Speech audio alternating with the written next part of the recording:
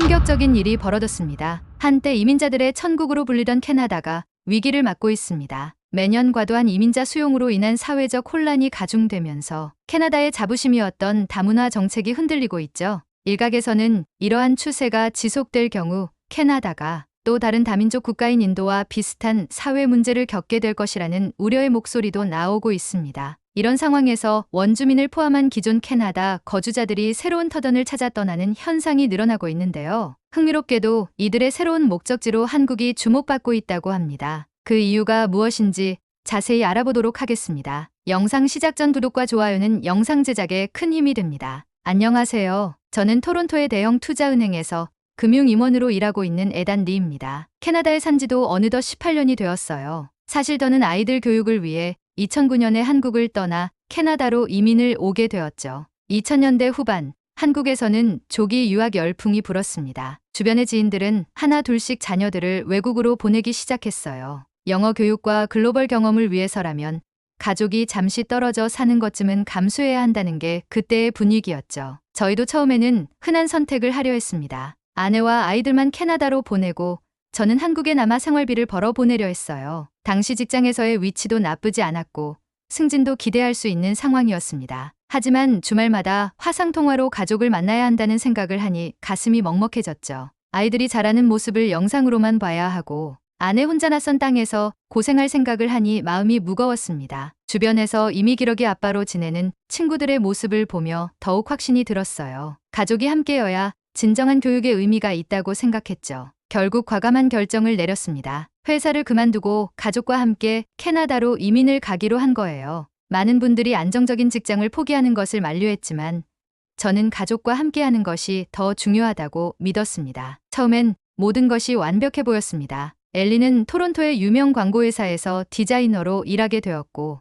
노아는 토론토 대학교에서 컴퓨터 공학을 전공하며 자신만의 꿈을 키워가고 있었어요. 자유로운 교육 환경에서 성장한 두 아이가 각자의 길을 찾아가는 모습을 보며 이민을 선택한 것이 옳았다고 생각했죠. 하지만 최근 몇 년 사이 토론토의 모습이 크게 바뀌었습니다. 특히 작년 겨울 그 사건이 있은 후로 제 시각이 완전히 달라졌어요. 두 아이는 이미 성인이 되어 독립적인 삶을 살고 있지만 아버지로서 이들의 안전과 미래를 걱정하지 않을 수 없었습니다. 특히 엘리는 종종 늦은 시간까지 일해야 했고 노아 역시 도서관에서 밤늦게까지 공부하는 날이 많았죠. 그날도 평소처럼 늦은 퇴근길이었어요. 아파트 단지 입구에 거의 다다랐을 때였죠. 갑자기 들려온 날카로운 비명 소리에 온몸이 얼어붙었습니다. 50m 앞에서 벌어진 당도 사건을 목격한 순간 지난 18년간 안전하다고 믿어왔던 이 동네가 완전히 낯선 곳처럼 느껴졌어요. 그 충격에서 채 벗어나기도 전에 다음날 아침 더 큰 충격이 기다리고 있었죠. 아침 식사 중에 딸 엘리가 꺼낸 이야기는 제 마음을 무겁게 했습니다. 아빠,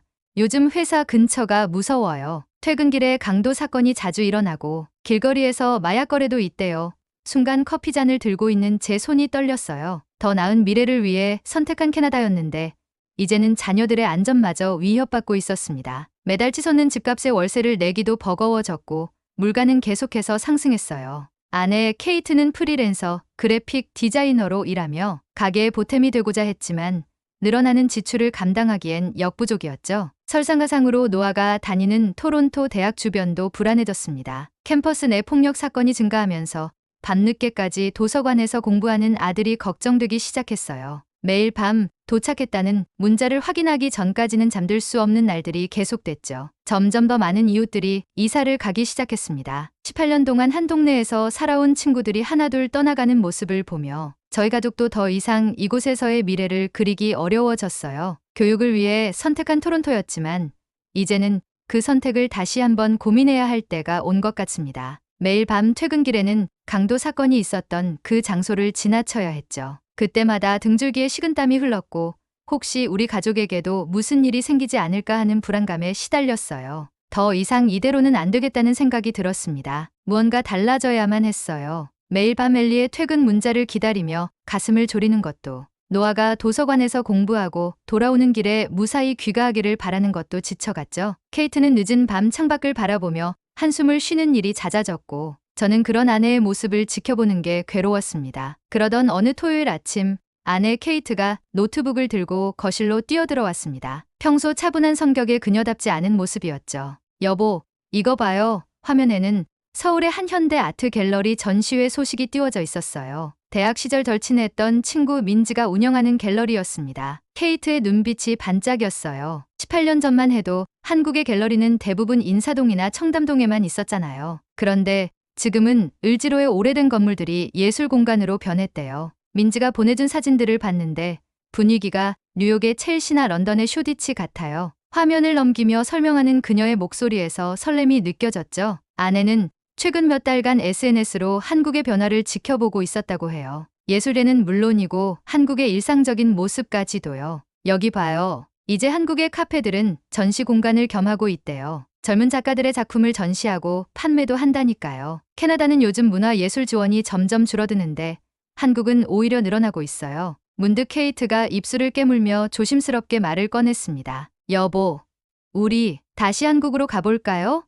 순간 커피를 마시던 제 손이 멈칫했어요. 18년 전 우리가 한국을 떠날 때만 해도 예술가로서의 기회는 캐나다가 더 많아 보였는데 이제는 오히려 한국이 더 매력적으로 보인다고 했죠. 처음에는 농담인 줄 알았지만 케이트의 표정은 진지했습니다. 그날 밤 저는 노트북 앞에 앉아 한국의 현재 상황을 찾아보기 시작했어요. 처음에는 단순한 호기심이었지만 점점 더 깊이 빠져들었죠. IT 산업의 눈부신 성장, 세계를 선도하는 기술력, 그리고 금융시장의 혁신적인 변화까지 제 전문 분야인 금융기술 쪽으로도 무한한 가능성이 보였습니다. 한국의 모습은 제가 알던 것과는 완전히 달랐어요. 서울의 금융가는 이제 뉴욕이나 런던 못지않은 경쟁력을 갖추고 있었고 특히 핀테크 분야는 오히려 앞서 나가고 있었죠. 토론토에서는 매년 보수적인 금융정책으로 인해 새로운 시도를 하기가 힘들었는데 한국은 디지털 금융의 시험장이 되어 있었습니다. 밤이 깊어갈수록 제 마음속에서는 설렘과 두려움이 교차했어요. 18년 전 한국을 떠날 때는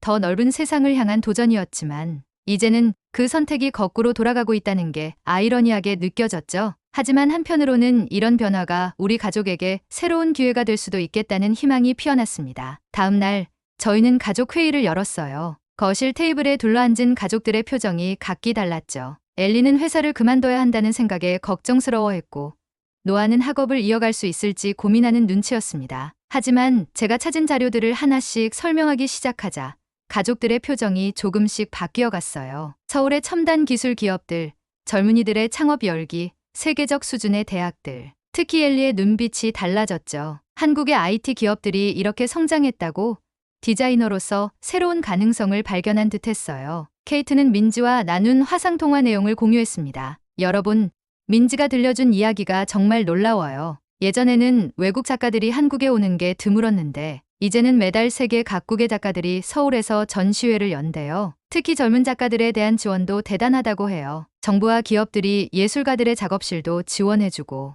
해외 진출도 적극적으로 돕는다네요. 케이트의 목소리에는 설렘이 가득했습니다. 사실 캐나다에서는 점점 더 작품 활동하기가 힘들어져요. 작업실 임대료는 계속 오르는데 예술가 지원 프로그램은 줄어들고 있잖아요. 하지만 한국에서라면 케이트의 말에 엘리도 고개를 끄덕였죠. 엄마 말씀이 맞아요. 요즘 제가 일하는 회사에서도 한국의 디자인 산업을 벤치마킹하고 있거든요. 밤이 깊어갈수록 대화는 더욱 진지해졌습니다. 토론토의 치안 문제, 늘어나는 생활비, 불안한 미래, 반대로 한국의 안전한 거리, 세계적 수준의 의료 시스템, 끊임없이 발전하는 기술력. 하나씩 비교해 볼수록 선택은 분명해졌어요. 노아도 한국의 대학원 과정을 찾아보더니 눈을 반짝였죠. 아빠, 서울대 컴퓨터공학과의 연구 성과가 정말 대단해요. 그렇게 우리 가족은 역이민을 결심했습니다. 18년 전에는 더 넓은 세상을 향한 도전이었다면 이번에는 더 나은 삶을 위한 선택이었죠. 케이트는 곧바로 민지에게 연락해 작업실을 알아보기 시작했고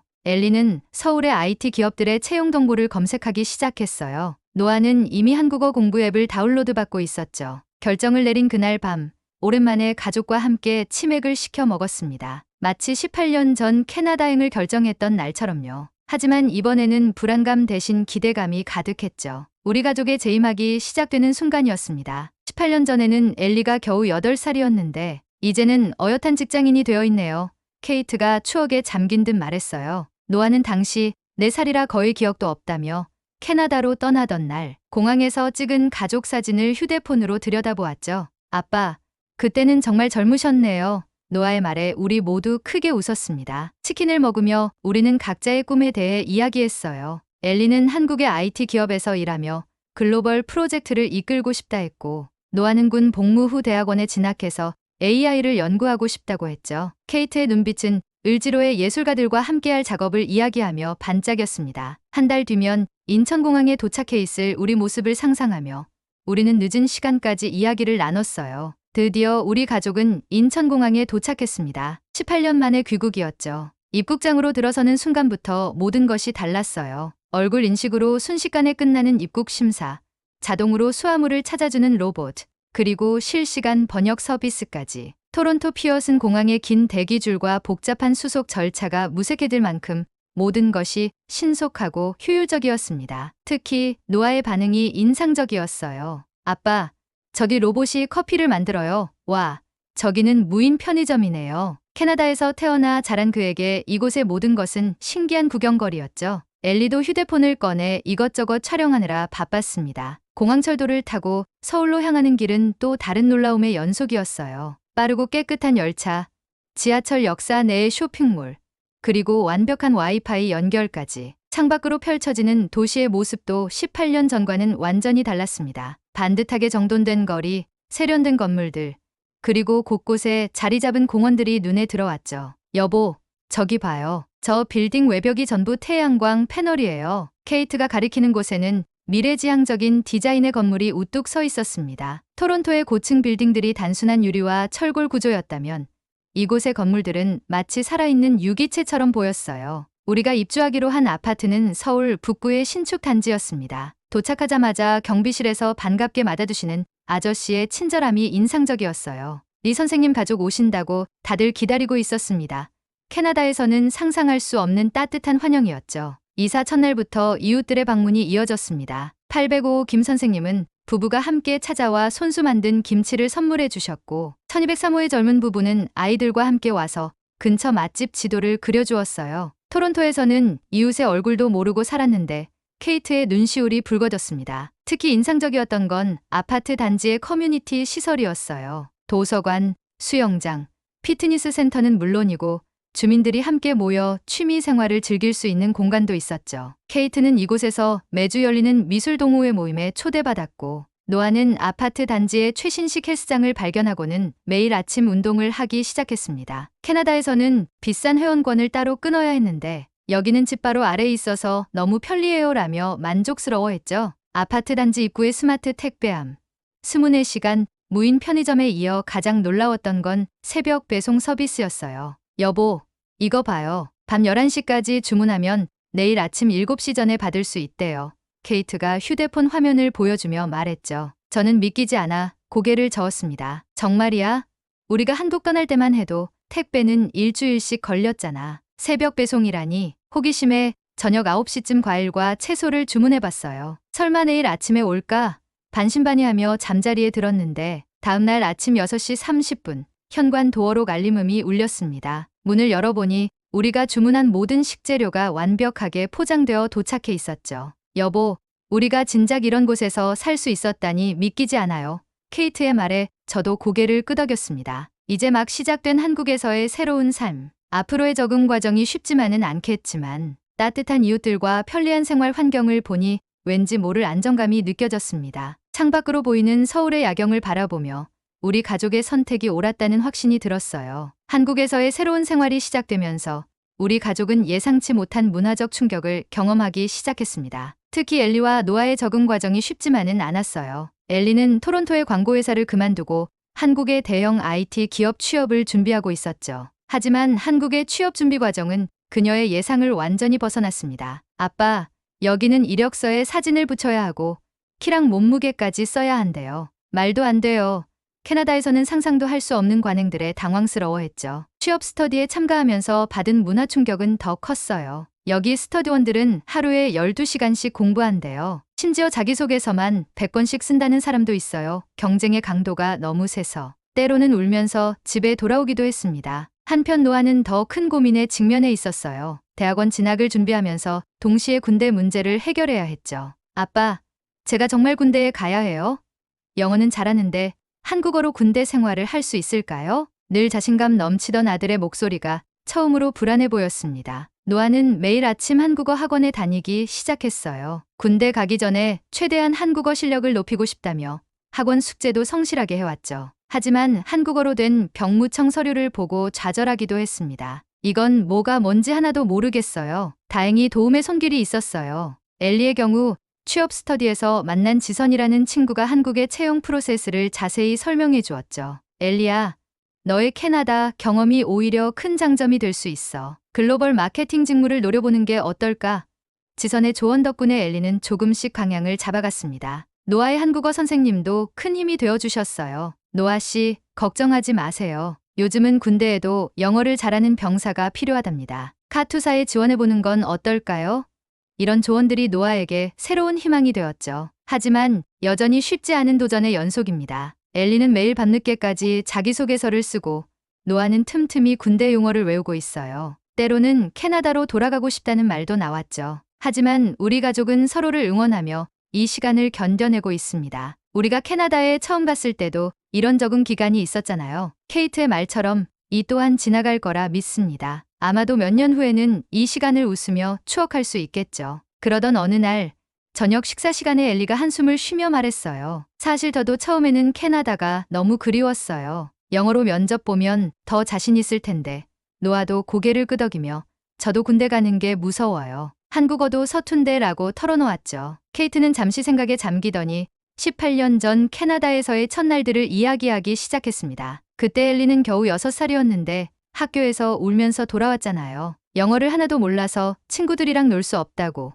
우리는 그때의 기억을 떠올리며 작게 웃음을 터뜨렸어요. 그런데 보세요. 1년 만에 엘리는 반장이 되었고 노아는 축구팀의 에이스가 되었잖아요. 우리도 모르는 사이에 캐나다 사람이 되어 있었죠. 케이트의 말에 우리 모두 고개를 끄덕였습니다. 그리고 바로 그날 적응의 어려움을 겪던 우리 가족에게 한국의 시스템과 사람들의 따뜻함을 깊이 느낄 수 있는 사건이 있었습니다. 군대 서류를 제출하러 가던 날이었어요. 노아가 갑자기 전화를 걸어왔죠. 아빠, 제 휴대폰을 잃어버렸어요. 지하철에 두고 내린 것 같아요. 순간 가슴이 철렁했습니다. 토론토에서 우리는 너무나 많은 분실 경험이 있었거든요. 지하철에서 잃어버린 엘리의 태블릿, 버스에 두고 내린 케이트의 스카프, 식당에 놓고 온 제 지갑까지. 한 번 잃어버린 물건은 다시는 찾지 못했었죠. 아들아, 일단 진정하고. 혹시 휴대폰 보험은 들어뒀니? 이런 말밖에 할 수 없었어요. 하지만 노아의 두 번째 전화는 전혀 예상치 못한 내용이었어요. 아빠, 지하철 영무원분이 분실물 센터 앱으로 확인해 보래요. 제 휴대폰이 벌써 수거되어 있대요. 심지어 제가 몇 호선, 몇 번 칸에 두고 내렸는지까지 다 기록되어 있대요. 순간 제 귀를 의심했습니다. 토론토였다면 경찰에 신고해도 나중에 연락 주겠다는 말만 듣고 끝났을 텐데 말이죠. 분실물 센터에 도착하자 더 놀라운 광경이 펼쳐졌습니다. 토론토의 어수선한 분실물 센터와는 차원이 달랐어요. 마치 고급 백화점 같은 깔끔한 진열대, 터치스크린으로 실시간 확인이 가능한 분실물, 정보 시스템, 그리고 친절한 직원분들, 게다가 물건을 찾으러 온 사람들을 위한 대기 공간까지 있었죠. 신분 확인 후 몇 분 만에 노아의 휴대폰을 찾을 수 있었어요. 심지어 휴대폰이 조금의 흠집도 없이 깨끗하게 보관되어 있었죠. 캐나다에서는 상상도 할 수 없는 일이에요. 거기선 분실물 센터에 가도 물건이 어디 있는지 찾는 데만 몇 시간이 걸렸잖아요. 노아의 말에 저도 고개를 끄덕였습니다. 토론토에서의 분실물 찾기는 마치 복권 당첨되기를 기다리는 것과 같았거든요. 그리고 며칠 뒤 케이트에게도 잊지 못할 일이 있었어요. 동네 전통시장을 구경하던 중 지갑을 잃어버린 거죠. 당황해서 왔던 길을 되짚어 가는데 놀랍게도 시장 상인들이 하나둘씩 가게 밖으로 나오기 시작했습니다. 아주머니, 혹시 이거 찾으세요? 생선가게 아저씨가 케이트의 지갑을 들고 계셨어요. 알고 보니 건어물 가게 앞에 지갑이 떨어진 걸 보고 상인들이 서로 연락을 주고받으며 주인을 찾고 있었던 거였죠. 우리 시장에서 물건을 잃어버리면 꼭 찾을 수 있어요. 여기 상인들이 다 같이 찾아주거든요. 이런 경험들이 쌓이면서 우리 가족의 한국 생활도 달라지기 시작했습니다. 엘리는 취업 준비에 더욱 자신감을 갖게 됐고 이런 시스템을 가진 나라에서 일하고 싶어요 라며 의지를 다졌죠. 노아도 군대에 대한 걱정이 줄었어요. 이렇게 체계적인 나라니까 군대도 잘 적응할 수 있을 것 같아요. 특히 인상 깊었던 건 시장 상인들의 따뜻한 배려였습니다. 케이트가 지갑을 찾은 후 상인들은 오히려 그녀를 걱정했어요. 많이 놀라셨죠?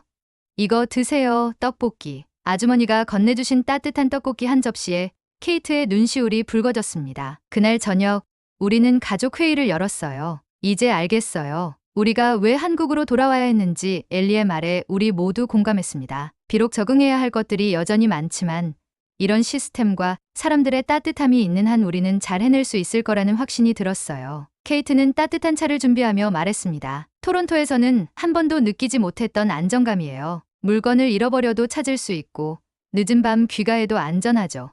노아도 고개를 끄덕이며 지하철에서 휴대폰을 찾은 후로 한국의 시스템을 더 신뢰하게 됐어요 라고 덧붙였습니다. 저는 창밖으로 보이는 서울의 야경을 바라보며 생각에 잠겼어요. 18년 전 떠날 때와는 전혀 다른 모습의 도시.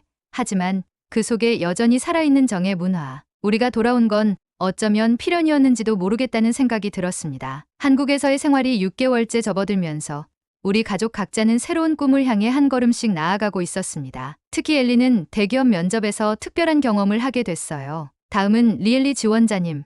영어로 프레젠테이션 준비해 오셨죠?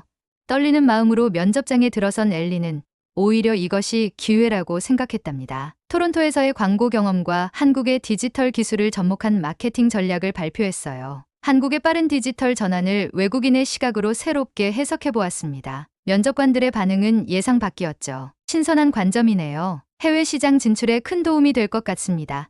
엘리는 그제야 자신의 특별한 배경이 약점이 아닌 강점이 될 수 있다는 걸 깨달았어요. 한편 케이트는 더 큰 도전을 준비하고 있었습니다. 을지로의 한 갤러리에서 개인전을 열기로 한 거예요. 동양과 서양의 경계에서라는 주제로 한국에서의 새로운 시각을 작품에 담아내기로 했죠. 특히 인상적이었던 건 현지 작가들과의 협업이었어요. 한국의 젊은 설치 미술가들이 케이트의 작품에 관심을 보이며 전통 한지를 활용한 새로운 시도를 제안했습니다. 캐나다에서는 상상도 못했던 작업이에요. 여기 작가들의 실험 정신이 정말 대단해요. 전시회 준비 과정에서 케이트는 한국 예술계의 새로운 면을 발견했답니다. 갤러리에서 작품을 설치하는 동안 주변 작가들이 자발적으로 도움을 주었고 미술용품점 주인은 특별한 재료를 구하는데 발 벗고 나섰어요. 토론토였다면 모든 걸 혼자 해결해야 했을 텐데 준비 과정은 쉽지 않았지만 가족 모두가 힘이 되어 주었죠. 엘리는 SNS 홍보를, 노아는 전시장 설치를 도왔고 저는 행정적인 절차를 처리했어요. 우리 모두 케이트의 작품에 담긴 의미를 이해할 수 있었거든요. 그것은 단순한 그림이 아닌 우리 가족의 새로운 시작을 담은 이야기였으니까요. 이제 정말 한국이 우리의 새로운 터전이 된 것 같아요. 전시회 오프닝을 앞두고 케이트가 말했습니다. 캐나다에서는 늘 이방인처럼 느껴졌던 우리 가족이 이제는 한국에서 각자의 꿈을 키워가고 있었어요. 엘리는 면접 결과를 기다리는 동안에도 이미 다음 단계를 준비하고 있었고 케이트의 전시회는 현지 예술계의 기대를 한 몸에 받고 있었죠. 우리 가족은 각자의 위치에서 새로운 도전을 시작하고 있었던 거예요. 엄마의 전시회가 제게도 큰 용기가 됐어요. 엘리의 말처럼 우리는 서로에게 힘이 되어주며 한 걸음씩 나아가고 있었습니다. 이제 한국은 우리에게 더 이상 낯선 곳이 아닌 새로운 꿈을 펼칠 수 있는 터전이 되어가고 있었어요. 한국 생활이 점차 자리를 잡아가던 어느 날 노아가 갑자기 고열에 시달리기 시작했습니다. 토론토였다면 응급실에서 최소 45시간은 기다려야 했겠지만 한국의 밤은 달랐어요. 늦은 시간에도 문을 연 동네 병원을 찾아갔더니 의사 선생님께서 즉시 진료해 주셨습니다. 아드님, 독감 증상이 있으시네요. 바로 링거 맞고 가시죠. 의사 선생님의 말씀에 노아는 처음엔 당황했어요. 아빠, 캐나다에선 항생제도 잘 안 주는데 하지만 30분 만에 링거를 맞고 나니 열이 눈에 띄게 내려갔죠. 처방약을 받아 나서는데 깜짝 놀랐습니다. 토론토였다면 수백 달러는 나왔을 치료비가 보험 덕분에 3만 원 남짓이었어요. 약국에서도 놀라운 경험을 했습니다. 약사님께서 처방전을 보시더니 감기약이랑 소화제는 식후 30분에 드시고 항생제는 식사 직후에 드세요라며 정확한 복용법을 설명해 주셨어요. 심지어 약 봉투에 시간대별로 표시까지 해주셨죠. 캐나다에선 약사가 이렇게 친절하게 설명해 준 적이 없는데 케이트가 감탄사를 연발했습니다. 회복기를 보내던 노아를 위해 우리는 북한산 둘레길을 찾았어요. 마침 단풍이 절정이었죠. 와, 이런 게 진짜 도시 근교에 있다니.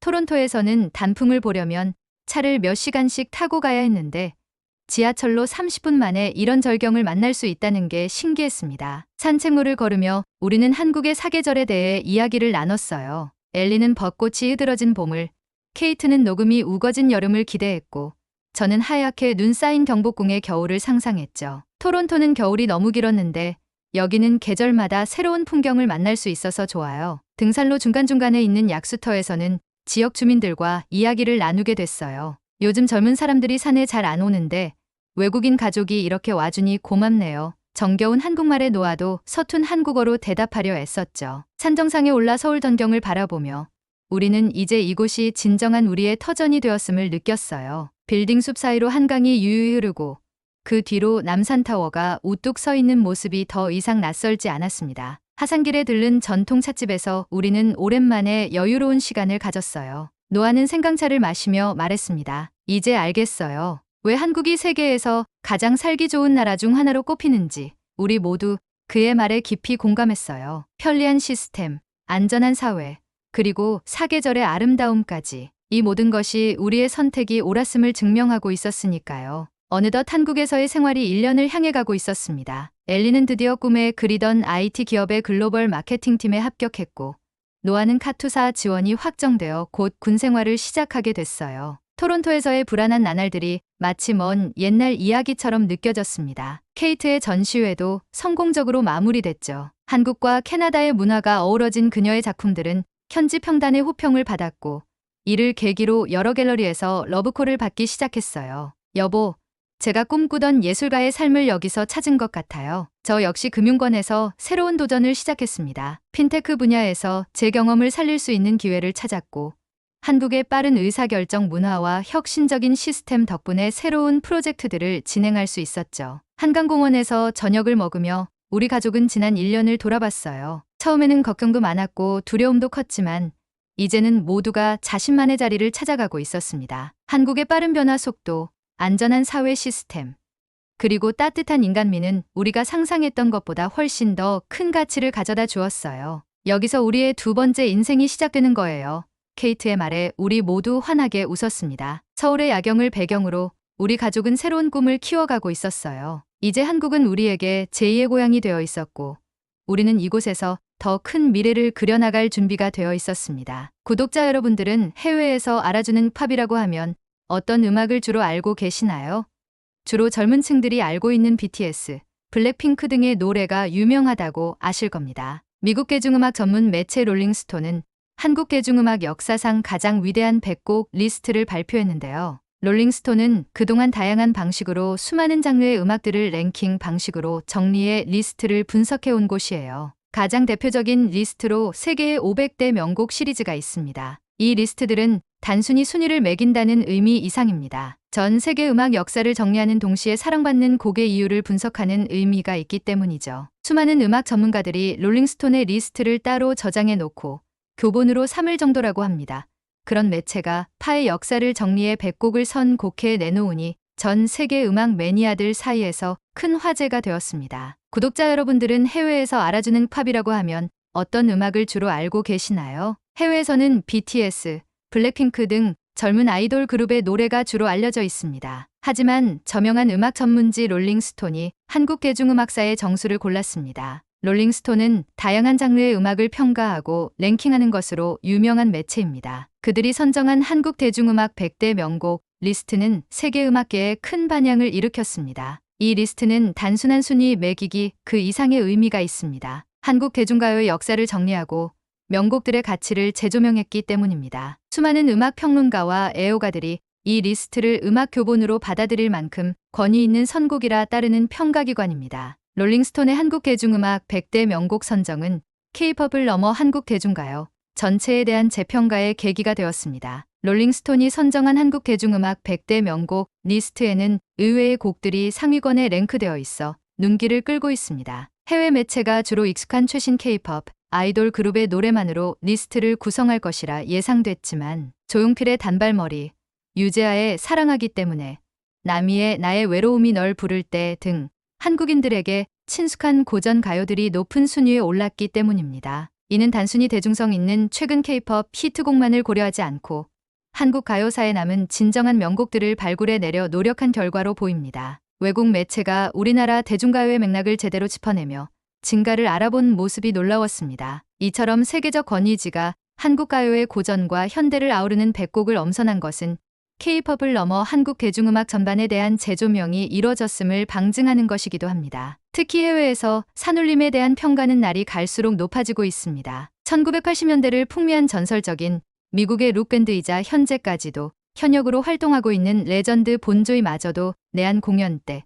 산울림의 음반을 사갔다고 하죠. 그만큼 산울림의 음악은 수십 년 전부터 전 세계를 여기한 유럽 중년 남성이 80년대 한국 음악을 들으며 음반을 움켜쥐고 눈물을 흘리고 있다고 하는데요. 과연 그에게는 무슨 사연이 있는지 시작하겠습니다. 안녕하세요. 저는 프랑스에서 한국으로 교환학생을 온 아밀리라고 합니다. 어릴 적 제 삶은 큰 아픔의 시작이 있었어요. 그 아픔의 원인은 바로 엄마였어요. 엄마는 다른 남자와 사랑에 빠졌고 그로 인해 가정은 붕괴되었죠. 제 마음은 분노와 아픔으로 가득 찼어요. 외도한 엄마에 대한 분노와 제가 우주라고 여겼던 세계가 무너지는 기분이었어요. 외면당한 아빠와 함께 남겨진 제 가슴은 아픔으로 가득 찼고 엄마가 떠나간 후에도 많은 시련을 겪었어요. 어릴 적부터 아빠는 마음이 힘들 때마다 저에게는 익숙하지 않은 노래를 들으며 위로를 받으시곤 했고 가끔은 그 노래를 기타로 치며 저에게 불러주기도 하셨어요. 아빠는 노래를 부를 때마다 창가를 바라보며 추억에 잠기곤 하셨는데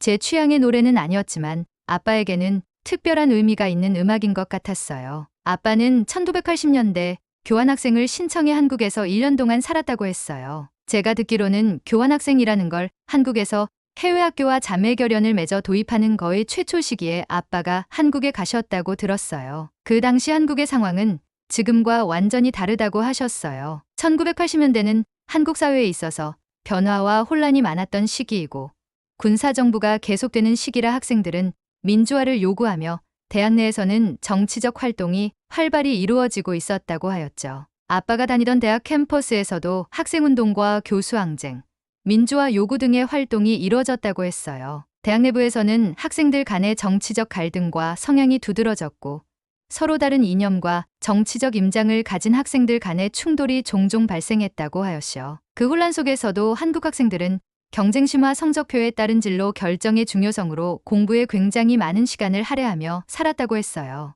아빠는 그런 친구들을 보며 사회를 바꾸기 위해 노력하는 모습 못지않게 높은 학업 목표와 경쟁심을 키우며 공부까지 하는 모습을 보고 한국 사람들은 뭐래도 해낼 것 같다고 저력에 놀랐다고 하셨죠. 한국에서 지내는 동안 아버지는 지금의 홈스테이인 하숙집에서 지내셨다고 해요. 1980년대는 한국의 대학 진학률이 상승하면서 타지에서 온 학생들에게 제공되는 식사와 숙박 서비스인 하숙이 대학가 주변에 정말 많았다고 하였죠. 하숙집은 보통 주택을 개조해 만든 것이었고 대개 하숙집 주인은 한 끼 식사를 제공해 주었다고 하였어요. 아빠가 머문 하숙집은 소규모로 운영되었기 때문에 주인 아주머니와 친밀한 분위기가 많이 형성되었다고 하였죠. 주인 아주머니는 매일 아빠에게 밥은 먹었냐고 물어보셨고 원래 한 끼만 제공되는 식사도 아빠가 밥을 먹지 않았다고 하면 추가 돈을 받지 않고 그냥 챙겨주셨다고 했죠. 어느 날은 아빠가 생활비도 부족하고 돈이 없는 걸 알아서 주인 아주머니가 아빠에게 슬며시 다가와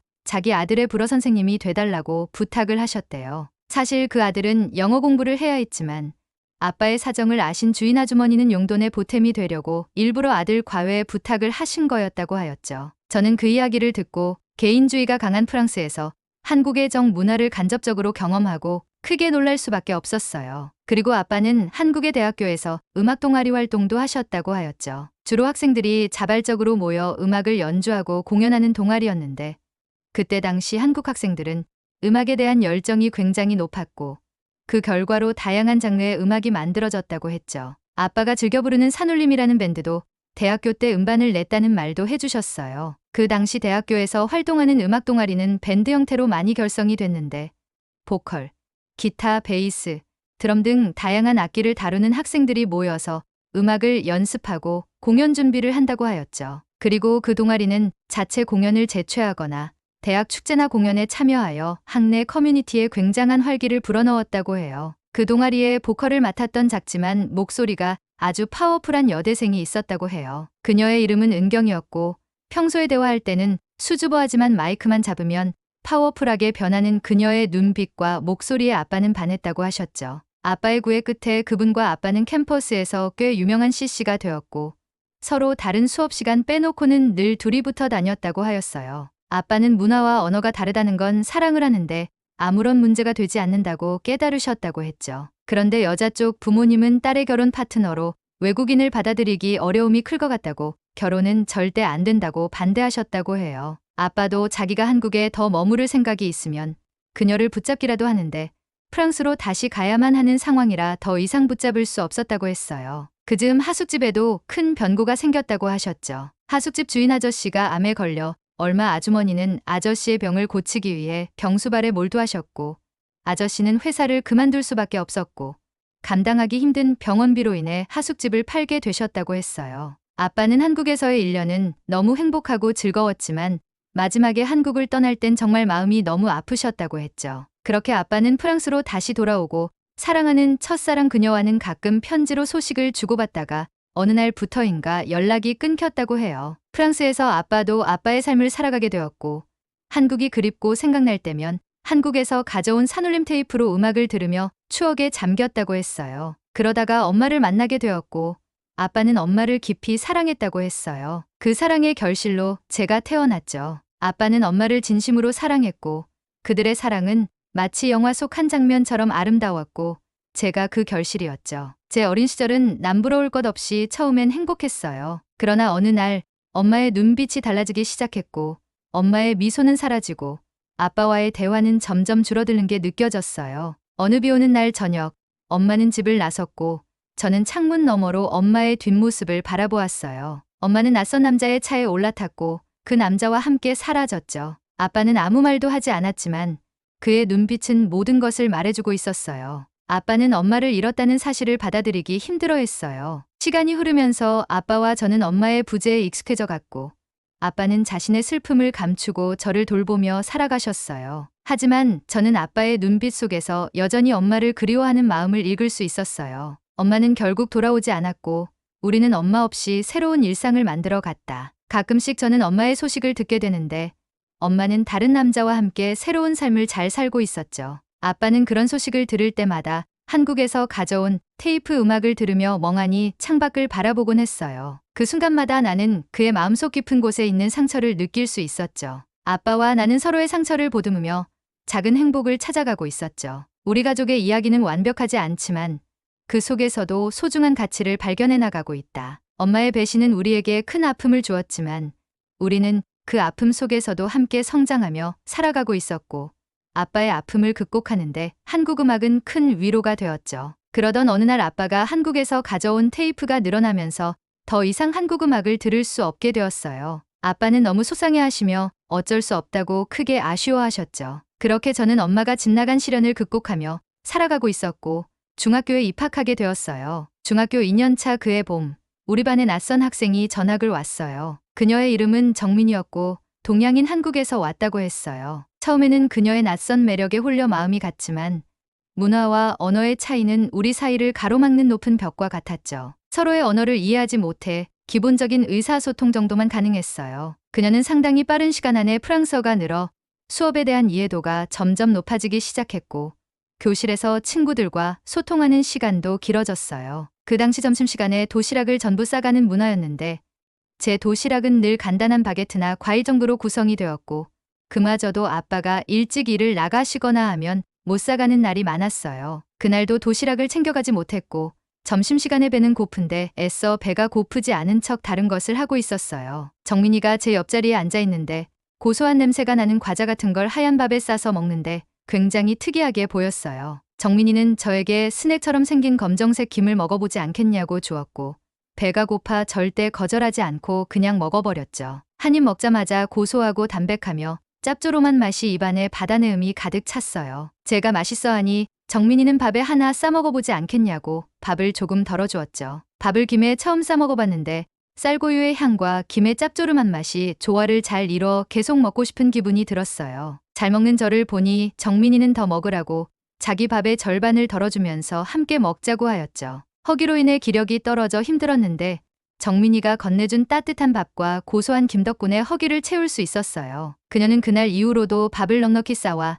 제가 도시락을 가져가지 못하는 날이면 늘 자신의 밥을 나눠서 함께 먹자고 했죠. 저는 너무 고마웠지만 딱히 무언가를 해줄 수 있는 게 없어 수업 시간 중 이해가 안 되는 내용들을 다시 알려주고 그렇게 서로를 도와가며 급속도로 친해지기 시작했어요. 우리는 때려야 뗄 수 없는 친구가 되었어요. 파리의 거리를 함께 거닐며 맛있는 빵을 사 먹고 학교 끝나면 공원에서 뛰어놀았어요. 정민이는 프랑스어를 배우기 위해 열심히 노력했고 나는 그녀에게 프랑스 문화를 소개해주며 더욱 가까워졌어요. 그러던 어느 날 정민이가 무겁게 입을 열었어요. 나 한국으로 돌아가야 해. 그 말은 마치 날벼락 같았어요. 정민이의 아빠가 한국으로 다시 발령을 받았다는 소식은 우리의 일상을 순식간에 뒤흔들었죠. 나는 그 사실을 받아들이기 힘들었고 매일 밤 정민이와 헤어질 생각에 잠을 이루지 못했다. 정민이가 떠나기 전 마지막 주말 우리는 평소보다 더 특별한 시간을 보내기로 했어요. 함께 루브르 박물관을 방문하고 에펠탑 아래에서 사진을 찍었죠. 그리고 마지막으로 세느강을 따라 산책하면서 많은 이야기를 나누었죠. 정민이는 밝게 웃었지만 저는 그녀의 눈에 맺힌 눈물을 볼 수 있었어요. 우리는 서로 각자의 위치에서 열심히 공부해 좋은 학교에 간 후 대학교 때 만나자고 다짐을 하였죠. 정민이는 한국에 오면 가이드를 해주겠다고 대학에 가게 되면 꼭 오라고 함께 약속했어요. 그렇게 정민이와 저는 헤어졌어도 꾸준히 SNS 연락하며 지냈고 우리는 둘 다 좋은 대학교에 진학하게 되었어요. 우리 학교와 정민이가 간 한국의 대학교가 자매결연을 맺은 학교라 저는 아빠처럼 한국으로 1년 동안 교환학생을 지원을 하게 되었죠. 아빠는 제가 한국으로 간다고 하니 너무 기뻐하시며 제가 한국에 있을 때 아빠도 한국에 가서 여행을 해야겠다고 하셨어요. 그러면서 아빠는 한국에서 하숙했던 주인 아줌마와 아빠의 첫사랑의 소식을 꼭 알아보고 싶다고 하였죠. 오랫동안 연락이 끊겨 있던 한국이라 저는 아빠의 인연들을 찾아주고자 SNS로 수소문을 하기 시작했어요. 일단 아빠가 다녔던 대학교 동문들을 수소문했고 드디어 아빠와 같은 과였던 친구분을 찾게 되었죠. 아빠는 먼저 그 첫사랑이었던 여자분의 소식을 동기에게 물어보았고 그녀의 소식을 들은 아빠는 큰 충격에 빠지셨어요. 25년 만에 들은 첫사랑의 소식은 아빠의 심장을 울리는 비보였어요. 아빠가 프랑스로 떠난 후 몇 년 뒤 그녀는 결혼을 하게 되었고 남편과의 사이도 좋지 않았고 아이가 생기지 않아 시댁에서 주는 스트레스로 인해 스스로 생을 마감했다고 하는 것이었죠. 아빠는 그 말을 듣는 순간 모든 감각이 멈춘 듯 숨이 막히고 눈앞이 캄캄해지셨어요. 아빠가 떠나고 그녀가 깊은 고통 속에 있었던 것을 몰랐다는 사실이 더욱 괴롭게 했다고 했죠. 만약 아빠가 그때 옆에 있었다면 그녀의 고통을 좀 덜어줄 수 있었을까 후회가 밀려온다고 하셨죠. 그렇게 아빠는 한동안 멍하니 아무것도 하지 못한 채 넋나간 사람처럼 지내셨어요. 그러던 어느 날 어릴 때 아빠가 듣던 음악이 길거리에 울려 퍼졌고 저는 이게 한국 노래인 거라는 확신을 했죠. 아빠가 비보를 접한 뒤라 이게 무슨 일인가 너무 놀라 알아보니 스페인의 한 음악 프로듀서가 산울림의 음악을 접하게 되었고 그들의 혁신적인 사운드에 매료돼 스페인에서 발매하게 되었다고 하였죠. 아빠가 좋아했는 산울림이라는 그룹은 한국에서 제일 공부 잘나는 학교로 알려진 서울대 출신이라는 것에서 또 놀랐어요. 프랑스는 스페인과 인접하고 있고 한류라면 프랑스에서 워낙 인기가 많아 산울림의 음악이 프랑스에서도 인기를 끌며 울려 퍼지고 있었던 거였죠. 아빠의 추억이 담긴 노래들은 이미 테이프가 늘어나서 들을 수 없게 되었고 첫사랑의 소식에 크게 상심한 마음을 위로해드리고 싶어 산울림 앨범을 구매해 집으로 향했어요. 아빠는 기대하지 않고 포장을 풀었고 산울림의 LP판을 본 순간 아빠의 눈에는 눈물이 고이고 있었어요. 이게 정말 산울림의 LP라니. 아빠는 떨리는 손으로 판을 들고 마치 오래된 친구를 만난 듯한 표정을 지었어요. 우리는 함께 거실로 가서 턴테이블에 LP판을 올렸죠. 음악이 흘러나오자 아빠는 눈을 감고 그 시절의 기억에 잠기며 눈물을 쏟아내셨어요. 정말 고맙다. 이보다 더 좋은 선물은 없을 거야. 아빠의 목소리는 감동으로 가득 차 있었고 그 모습을 보는 저도 코끝이 찡해졌습니다. 제가 먼저 한국으로 떠났고 한국에서 새 학기가 시작되기 전에 자리를 잡으면 아빠가 오시기로 했어요. 오랜만에 한국 친구 정민이를 만날 생각에 한참 동안 들떠 잠들지 못했던 것 같아요. 드디어 인천공항에 도착하였고 친구 정민이가 마중 나와 주었죠. 그녀와 저는 부둥켜 안고 그동안 못다한 이야기를 실컷 풀어냈어요. 제가 한국에서 자리 잡을 수 있는 숙소와 학교 등 함께 동행하며 알아봐 주었고 그녀 덕분에 새 학기가 시작하기 한참 전에 자리를 잡을 수 있었어요. 덕분에 아빠는 한국에 더 빨리 올 수 있게 되었고 아빠와의 여행이 시작되었어요. 아빠는 인천공항에 도착하자마자